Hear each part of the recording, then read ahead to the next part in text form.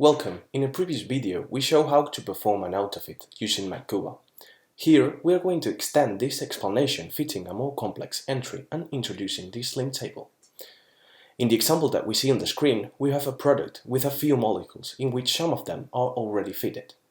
If we click on this one, HC5N, we can see that SLIM plot opens up, showing some of the transitions fitted in different subplots.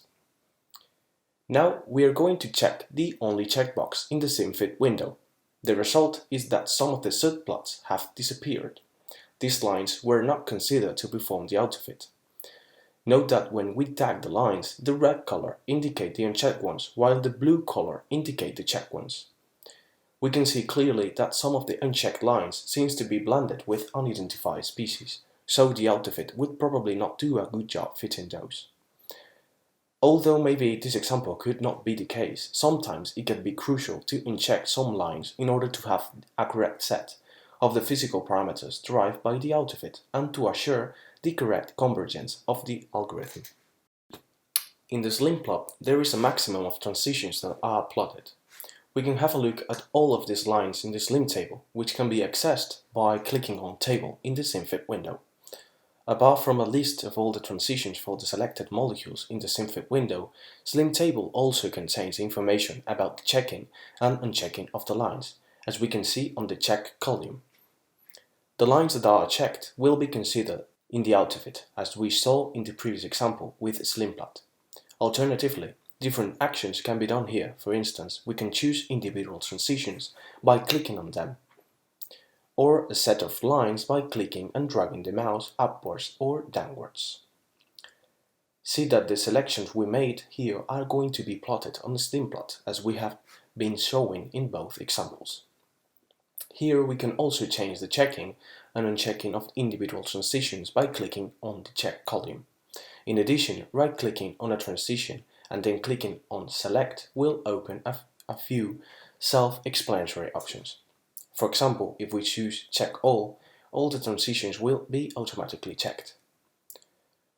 We could also select these lines and then right-click, select, and check No Selected. Just a word of caution here. When we do an AUTOFIT and then change the checking of the species, just like we are doing now in order to show the different options in the SLIM table, MacCuba does not record the lines checked to do the AUTOFIT. So it is best to have a backup of the previous fitting when we are trying to improve or check them. The SLIM table also contains spectroscopic, physical and fitting information regarding each line, which can be accessed by checking the table view preferences. Checking the spectral checkbox will show the spectroscopic parameters from the catalogs, such as the energy of the lower level in reciprocal centimeters or the quantum numbers. Checking the fit box will show the parameters of the Gaussian profiles fitted, such as intensity, area, or velocity, with their corresponding error in the column next to each value. For instance, if we wanted to see the line width, we can just go to the side of a column, click on it, and drag the mouse to that side to expand it, and then the same with its error. This action can be done with any column in a SLIM table. The last table view option shows the physical parameters used to calculate the synthetic spectrum from SimFit. We can see, for example, the column density with its error. Let us now introduce an interactive example with this molecule, HCO+. We see in the upper panels a few intense lines and seems to be fine with the parameters that we have already searched for. However, zooming in, we see that, again, some of the transitions like this one could be revised before doing the AUTOFIT. This revision has to be done with the help of the All Species checkbox located in the SimFit window. Clicking on it will automatically consider all the fitted molecules in the current subproduct to simulate them together in the distinct subplots. In our example, we can see that this transition is fairly well explained when pressing All Species. However, there are a few of them whose emission is not well explained, possibly due to contamination issues with unidentified molecules. In order not to consider those one in the AUTOFIT, we can go again to the options available in the SLIM table to uncheck them, just like we explained earlier. But there is another possible approach accessible directly through SLIM plot. If we right-click on the subplot that has the transition or transitions that we want to inject, we see a few options. Among them, the relevant ones for us now are check and check, check all, and uncheck all. If the subplot has only one transition and provided that it is checked, the first option will automatically uncheck the transition, and vice versa. See that when we click check and check, the line becomes red, as we saw with HC5N. We can see that the unchecking is also portrayed in the SLIM table. Clicking on the first option again with this subplot opens up a menu with a list of lines which fall in the range we have selected. This table operates as a SLIM table, meaning that we can uncheck the transition in the check column. In addition, we can choose between the buttons at the end, for instance, uncheck all and apply. When we do not want any of the transitions in the selected subplot, the quickest option is going to uncheck all, just like we are showing.